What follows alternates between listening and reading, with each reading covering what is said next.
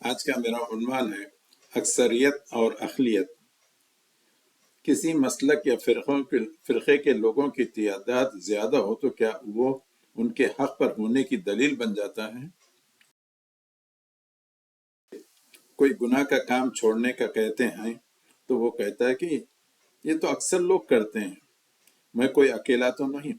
آپ کسی کو بھی شرک، بدعت، خبر پرستی اور مردوں سے وسیلہ نہ لینے کی دعوت دیں تو سب یہی کہیں گے۔ حتیٰ جو کتابیں بھی جس میں سرکولیشن میں، جیسے فضائل الاعمال اور اس قسم کی دوسری خرافاتی کتابیں، ان کے بارے میں بھی آپ بحث کریں تو بولیں گے نہیں بھائی، اس میں تو ہزاروں لاکھوں کی تعداد میں آتے ہیں، اور رائے گنج میں اتنے لاکھوں کے آتے ہیں، پھر بنگلہ دیش میں بھوپال میں لاکھوں کے آتے ہیں۔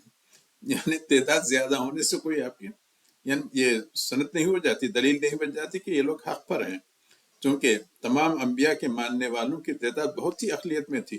نوح علیہ السلام نے 950 سال دین اسلام کی دعوت دی، میں ان کو صرف محدود چند لوگ ملے ان کو۔ حضرت موسیٰ کے اتنے وہ ہیں معجزات ہیں، میں ان پہ کتنے لوگ ایمان لائے، کتنے لوگوں نے ان کی دعوت قبول کی۔ اور اسی طرح ہمارے نبی اکرم صلی اللہ علیہ وسلم 13 سال مکے میں توحید کی دعوت دیتے رہے، مگر ان پر 200 سے لوگ، ہجرت سے پہلے صرف 200 لوگ ان پر ایمان لائے، یعنی ان کی دعوت قبول کیے، توحید کی دعوت قبول کیے۔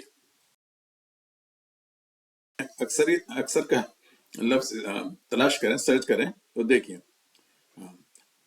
آتا ہے۔ اکثر لوگ نہیں جانتے، اکثر لوگ شکر ادا نہیں کرتے، اکثر لوگ ایمان نہیں لاتے، اور زیادہ تر شدید نافرمان ہیں، زیادہ تر جاہل ہیں، ہٹ جانے والے ہیں، زیادہ تر سوچتے نہیں، زیادہ تر سنتے نہیں۔ میں سرچ کریں، میرے تھوڑے ہی بندے شکر گزار ہیں اور کوئی ایمان نہیں لایا سوائے چند کے۔ اور پھر مزے کے باغات میں پچھلوں میں زیادہ ہیں اور بعد والوں میں تھوڑے۔